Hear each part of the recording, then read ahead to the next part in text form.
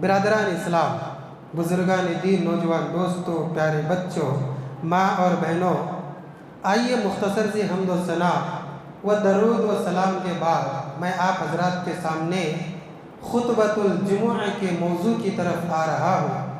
آج میں نے وقت کے پیش نظر جو موضوع منتخب کیا ہے وہ ہے شان رسول صلی اللہ علیہ وسلم اور ہم۔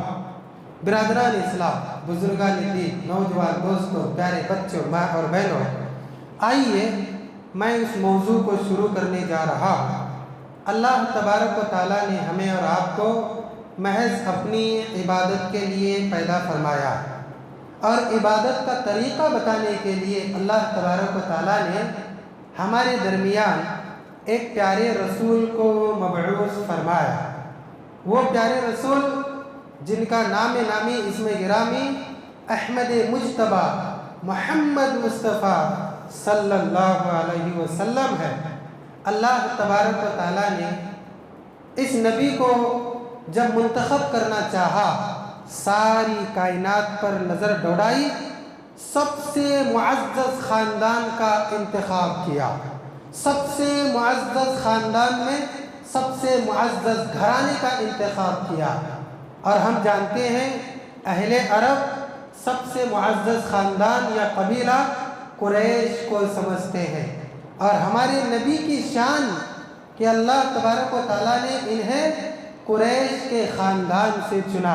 اتنا ہی نہیں بلکہ اس خاندان میں جو سب سے معزز گھر تھا، اس گھر میں نبی صلی اللہ علیہ وسلم کو پیدا فرمایا، صلی اللہ علیہ وسلم۔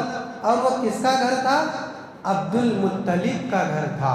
اتنا ہی نہیں بلکہ عبد المطلب کی اولاد میں سب سے پیاری اولاد جو عبد المطلب کو تھی، اس اولاد کے نطفے سے ہم اور آپ کے آخری نبی ہمارے پیارے پیغمبر کو اللہ تبارک و تعالیٰ نے پیدا فرمایا۔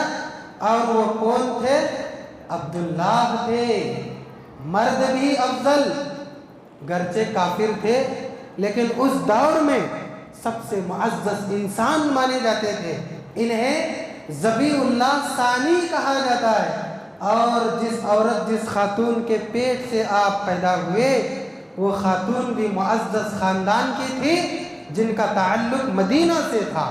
اللہ کے نبی صلی اللہ علیہ وسلم نبی بننے کے بعد ہی افضل نہیں ہوئے۔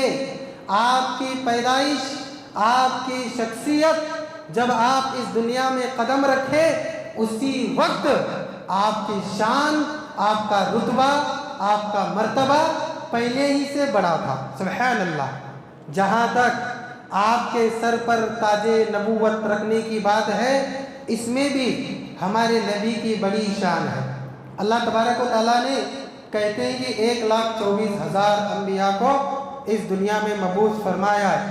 کوئی نبی کسی خاندان کے لیے تھا، کوئی نبی کسی قبیلے کے لیے تھا، کوئی نبی کسی قوم کے لیے تھا، کوئی نبی کسی علاقے کے لیے تھا، لیکن جب اس نبی کو اللہ نے مبعوث فرمایا تو ساری کائنات کے لیے اعلان کر دیا اور اس نبی کو بتا دیا، اے نبی، آج سے پہلے میں نے نبوت جس کو بھی عطا کی ہے، اس تاج کو جس کے بھی سر پر میں نے رکھا ہے، ایک مقید حد تک اور ایک مقید قید کر کے میں نے رکھا ہے، لیکن اے پیغمبر، میرے حبیب، آپ کی نبوت لامحدود ہے۔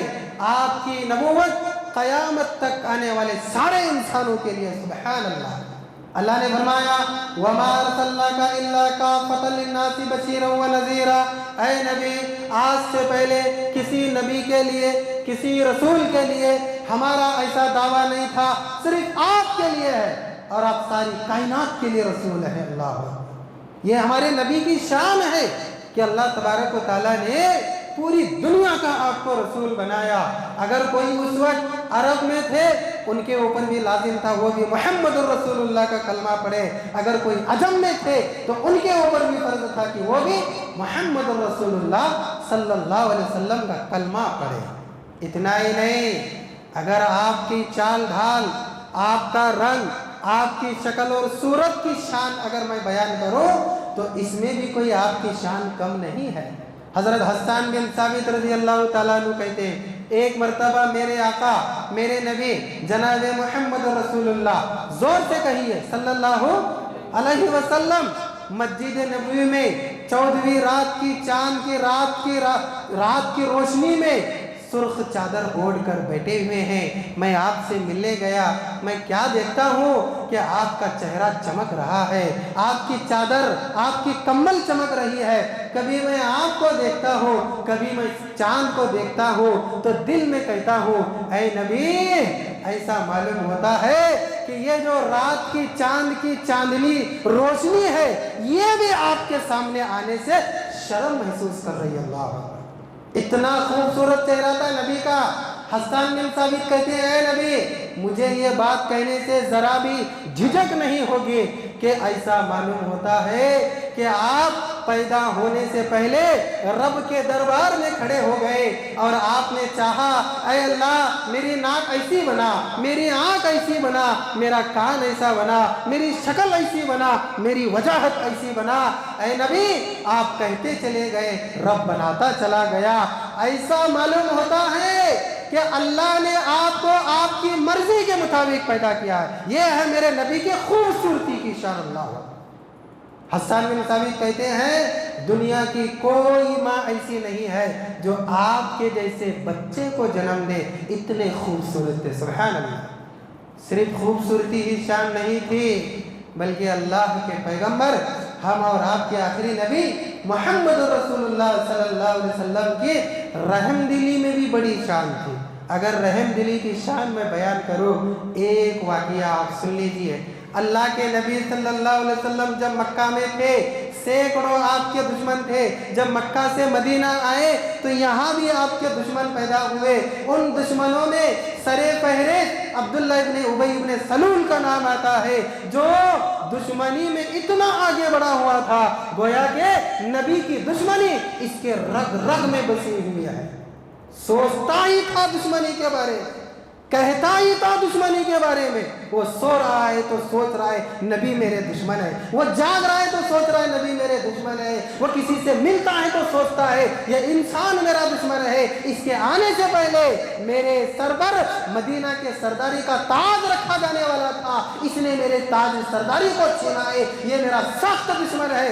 پتا ہے اس نے میری اور آپ کی پیاری ماں اما عائشہ صدیقہ رضی اللہ تعالیٰ عنہ پر وہ گھناؤنی تہمت لگائی تھی کہ جو ایک اچھا دشمن بھی اپنے دشمن کی بیوی کے بارے میں ایسا سوچ بھی نہیں سکتا. اللہ اکبر. جس کے گھرانے سے طہارت کی بو آتی ہو, جس کے گھرانے سے طہارت کی خوشبو آتی ہو, جس کے گھرانے کو اللہ نے طہارت کا مرکز اور ہیڈ کوارٹر بنایا ہو, اسی گھرانے کے اوپر گھناؤنی سازش کرنے والا, الزام لگانے والا یہ عبداللہ ابن ابی ابن سلول جب اس کے مرنے کا وقت آیا مر گیا. پتہ ہے اللہ کے نبی صلی اللہ علیہ وسلم نے کیا کہا, میں اس کی نماز جنازہ پڑھوں. اللہ اکبر. سوچیے یہ رحم دلی تھی میرے نبی کے, یہ رحم دلی کی شان تھی میرے نبی صلی اللہ علیہ وسلم کی. اتنا ہی نہیں, اگر معافی اور درگزری کا معاملہ لیا جائے تو اللہ کے نبی صلی اللہ علیہ وسلم کی شان اس میں بھی بہت آگے بڑھی ہوئی تھی. ایک عورت جو آپ کے اوپر کچرا ڈالتی ہے, جب بیمار ہوتی ہے اسے معاف کر کے عفو و درگزر کر کے اس کے گھر جا کر اس کی بیمار پرسی کرتے ہیں. خالی ہاتھ نہیں جاتے ہیں بلکہ کھجور کی ایک تھیلی لے جاتے ہیں اور پوچھتے ہیں کہ اماں کیا بات ہے تمہارے ہاتھ تھک گئے ہیں, آج میرے اوپر کچرا کیوں نہیں گرا. یہ عفو و درگزر کی شان تھی میرے نبی کی. اتنا ہی نہیں, میرے نبی صلی اللہ علیہ وسلم ہر صفت میں آپ کی شان تھے, ہر وصف میں آپ کی شان تھے. اللہ کے پیغمبر صلی اللہ علیہ وسلم صرف انسان کے لیے نہیں بلکہ جانوروں کے لیے بھی رحم دل تھے. اللہ کیا بتاؤں میں آپ. ایک مرتبہ اللہ کے رسول صلی اللہ علیہ وسلم راستے سے گزر رہے ہیں, جاتے جاتے کیا دیکھتے ہیں کہ ایک کتیا اپنے بچوں کو دودھ پلا رہی ہے. اللہ کے نبی صلی اللہ علیہ وسلم نے دور سے دیکھا اور دیکھ کر صحابہ سے کہنے لگے, صحابہ کتیا کا نام نہیں لیا, میں اپنی زبان سے بول رہا ہوں۔ اللہ کے نبی صلی اللہ علیہ وسلم نے فرمایا میرے صحابہ سنو، ایک ماں اپنے بچوں کو دودھ پلا رہی ہے، اگر ہمارا یہی چلنا رہا تو ماں بچوں سے، بچے ماں سے بدک جائیں گے، اور محمد رسول اللہ کا کلیجہ یہ برداشت نہیں کر سکتا کہ ہمارے حرکات و سکنات سے ایک ماں اپنے بچوں کو جدا کرے اور بچے اپنے ماں سے جدا ہوں۔ رک جاؤ، جب تک بچے ماں کا دودھ پی کر فارغ نہیں ہوتے ہمیں یہاں سے جانے کی اجازت نہیں۔ اللہ اکبر، یہ میرے نبی تھے، ہر صفت میں میرے نبی کی شان ہے، ہر وصف میں میرے نبی کی شان ہے۔ یہی وجہ ہے کہ دوست تو دوست، دشمن بھی آپ کا نام لیتے تھے۔ ایک مرتبہ اللہ کے نبی صلی اللہ علیہ وسلم مال غنیمت کی تقسیم کر رہے ہیں، دور حاضر کے واقعے کو ذہن میں رکھے بھی یہ میں جو بیان کر رہا ہوں اس کو سن سکتے ہیں۔ ایک آدمی آیا اور آ کر کہنے لگا اے اللہ کے پیغمبر انصاف کیجئے، اللہ سے ڈریے، آپ تقسیم میں انصاف کا معاملہ نہیں برتتے۔ اللہ کے نبی اگر انصاف نہ کرے تو کون کرے گا بتائیے ذرا؟ اللہ کے نبی اگر عدل سے کام نہ لے کون لے گا بتائیے ذرا؟ اللہ کے نبی صلی اللہ علیہ وسلم نے کہا ارے کمبخت اللہ سے ڈر، میں انصاف نہیں کروں گا تو پھر کون انصاف کرے گا؟ بتائیے ذرا، نبی کے سامنے، صحابہ کے سامنے آپ با حیات ہے، آپ کی طاقت ہے، آپ کا رتبہ ہے، آپ کا پاور ہے، پورے مدینہ کی حکومت آپ کے ہاتھ میں ہے، سپاہی آپ کے ہاتھ میں ہے، ملٹری آپ کے ہاتھ میں ہے، پورا قدرت کا خزانہ مدینہ کا کس کے ہاتھ میں ہے؟ نبی کے ہاتھ میں ہے۔ گستاخی ہوئی کیا نہیں ہوئی؟ سوچئے ذرا، ہوئی کیا نہیں گستاخی؟ حضرت عمر رضی اللہ تعالیٰ عنہ فوراً تلوار کے دستانے پر اپنا ہاتھ لے گئے اور کہنے لگے اے اللہ کے رسول مجھے اجازت دیجئے، میں اس منافق کی گردن اڑاؤں گا۔ اللہ کے نبی صلی اللہ علیہ وسلم نے فرمایا عمر رکو، یہ اکیلا ہی نہیں ہے بلکہ قیامت تک ایسے لوگ آتے رہیں گے، بعض کافر ہوں گے، بعض مشرک ہوں گے، بعض منافق ہوں گے، بعض تمہارے اندر کے بھی ہوں گے جو نماز تم سے اچھا پڑھیں گے، روزہ تم سے اچھا رکھیں گے، عبادت تم سے اچھی کریں گے، تمہیں ایسا معلوم ہوگا کہ اس کی عبادت کے سامنے میری عبادت کوئی معنی نہیں رکھتی ہے، لیکن سنو یہ گستاخی کرتے رہیں گے، یہ بدتمیزی کرتے رہیں گے، تمہیں ان کو سنبھال کر لے جانا پڑے گا۔ اللہ اکبر، بتائیے ذرا اللہ کے نبی صلی اللہ علیہ وسلم کے دشمن کو معاف کرنے کے معاملے میں اس سے بڑی مثال کون دے سکتا ہے؟ ہر معاملے میں نبی کی شان ہے، لیکن ہم کیا کر رہے ہیں؟ کیا نبی صلی اللہ علیہ وسلم کی اس عظیم شان کا حق ہم ادا کر رہے ہیں؟ بتائیے ذرا، دل پر ہاتھ رکھ کے بتائیے، سوچ کر بتائیے، کیا ہم کر رہے ہیں؟ ہرگز نہیں کر رہے ہیں۔ کیا کر رہے ہیں ہم؟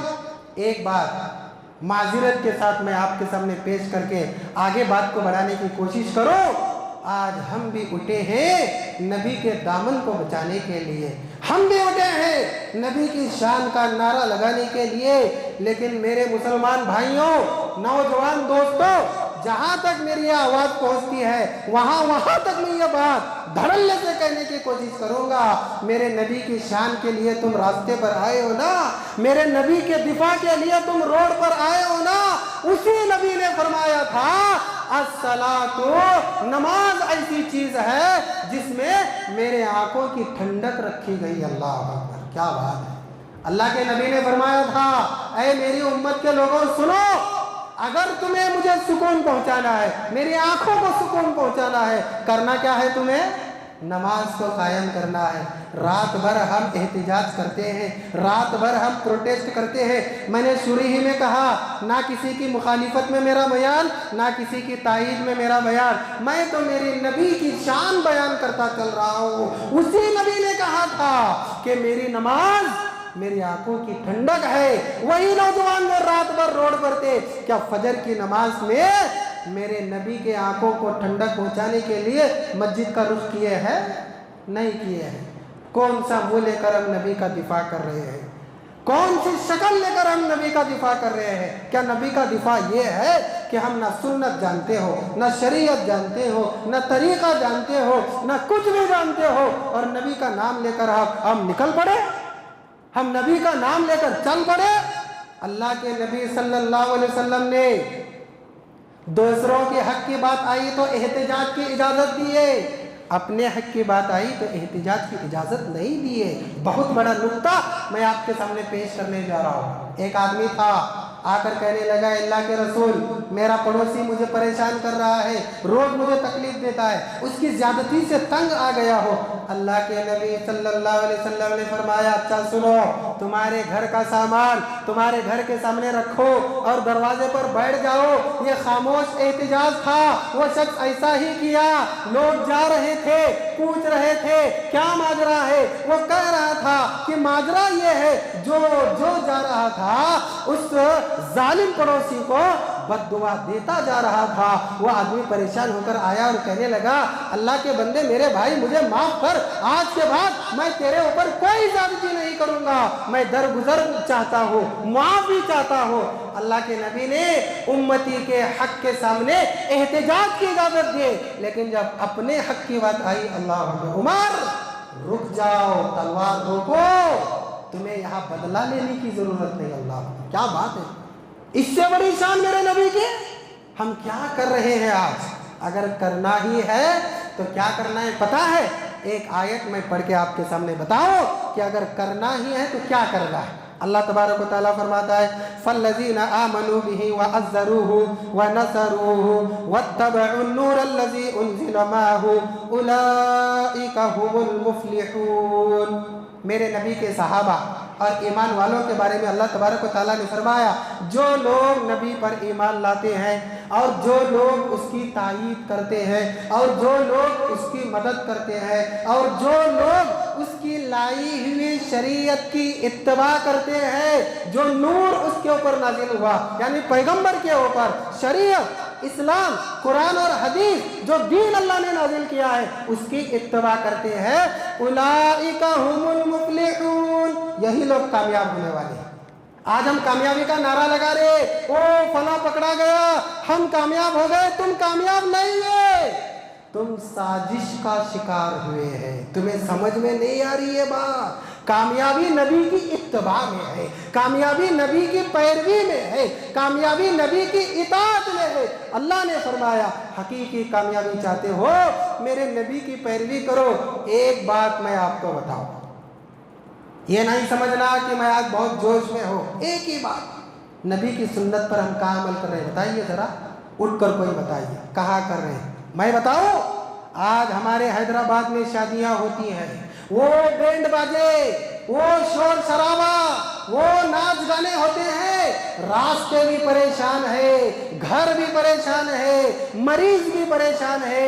अरे तुम अपने घर से तुम हॉल को जाने तक कितने दरमियान में हॉस्पिटल आए होंगे, कितने मरीजों के घर आए होंगे, उनके दिल की धड़कन कितनी तेज हुई होगी। क्या नबी की यह सुन्नत है कि तुम एक शादी में 1000 लोगों को परेशान करो? यहाँ सुन्नत नहीं याद आती है। मैं एक मिसाल आपके सामने दे रहा हूँ, कहाँ है सुन्नतें? नबी सल्लल्लाहु अलैहि वसल्लम ने फरमाया था अपनी ज़िंदगी में, मेरी उम्मत के अक्सर लोग मुझसे मोहब्बत करेंगे, लेकिन उनका मोहब्बत का दावा झूठा होगा, उसी का दावा सच्चा होगा जो मेरी सुन्नत से मोहब्बत करके मुझसे मोहब्बत का दम भरता है। अल्लाह के नबी ने फरमाया था, जो शख्स मुझसे मोहब्बत करना चाहता है वो मेरी सुन्नत से मोहब्बत करे, जो मेरी सुन्नत से मोहब्बत करेगा गोया कि उसने मुझसे मोहब्बत की, काना मइया फिल जन्नह, वो और मैं दोनों एक साथ जन्नत में होंगे। सुभान अल्लाह। सुन्नत पर अमल करना, शरीयत पर अमल करना। मुझे बात याद आ रही है, अरे अपने चेहरे पर नबी की सुन्नत, दाढ़ी को हम बर्दाश्त नहीं करते हैं, रोड पर निकले हम और आप दाढ़ी भी बर्दाश्त नहीं है। क्या फरमाया था नबी सल्लल्लाहु अलैहि वसल्लम ने? मूंछ को कम करो, दाढ़ी को बढ़ा, नहीं बोले थे? अरे ये भी बर्दाश्त नहीं है, कौन सा हक अदा कर रहे बताइए? वो कौल से नबी की गुस्ताखी कर रहे, हम अमल से नबी की गुस्ताखी कर रहे। वो नबी को नहीं मानते इसीलिए ज़बान से गुस्ताखी कर रहे, हम नबी को मान कर नबी के साथ गुस्ताखी कर रहे। बताइए क्या हम कामयाब हैं? क्या हम फलाह पाने वाले हैं? क्या हम जन्नत का दरवाज़ा खटखटाएंगे? अल्लाह मुझे भी आपको भी हक बात कहने, सुनने, अमल पैरा होने की तौफीक अता फरमाए। जहाँ तक इन जालिमों की बात है, हमारा खून खौलता है, हमारे रग रग में बेचैनी है। अल्लाह तबारक व तआला देख रहा है, क्या इनकी सज़ा नहीं है? क्या फिरौन पानी में गर्क नहीं हुआ? क्या नमरूद वो मच्छर के जरिए हलाक नहीं हुआ? क्या कारून ज़मीन में धंस कर हलाक नहीं हुआ? क्या नबियों के दुश्मन कभी पत्थर की बारिश, कभी आग की बारिश, कभी हवा की बारिश, कभी चीख की बारिश, कभी किसी ताउन की बीमारी के सज़ा में मुब्तला नहीं हुए? अरे नबियों को दुश्मनों ने, नबियों के दुश्मनों ने नबियों को जब सताया है, अल्लाह ने कब उनको छोड़ा है? बताइए ज़रा, छोड़ा है अल्लाह ने? नहीं छोड़ा। अच्छा, एक नुक्ते की बात पेश करके मैं आयत पेश करके बात को ख़त्म कर दूँ। अगर हम किसी को सज़ा देना चाहते हैं, हम बड़ी सज़ा देंगे या अल्लाह बड़ी सज़ा देगा? ज़ोर से भी बोल सकते हैं, मैं आगे बढ़ना चाहता हूँ। कौन बड़ी सज़ा देगा? अरे हमारी कितनी ताकत है, हम बड़ी सज़ा दे? अल्लाह बड़ी सज़ा देगा। तो हम हमारे दुश्मन, नबी के दुश्मन, इस्लाम के दुश्मन, मुसलमानों के दुश्मन के लिए बड़ी सज़ा चाहते हैं या छोटी सज़ा चाहते हैं? जाहिर सी बात है, आप खुद जवाब दे रहे हैं। मुसलमानों को यही बात समझ में आनी चाहिए कि अल्लाह तबारक व तआला ने इन्हें छोड़ा नहीं है, ढील दी है। इन्हें क्या दी है? ढील दी है। सुनिए आयत करीमा मैं आपके सामने पेश करूं। अल्लाह तबारक व तआला फरमाता है, अल्लज़ीना युज़ून अल्लाह व रसूलहु लअनहुमुल्लाहु फिद दुनिया वल आखिरह व अअद्द लहुम अज़ाबन मुहीना।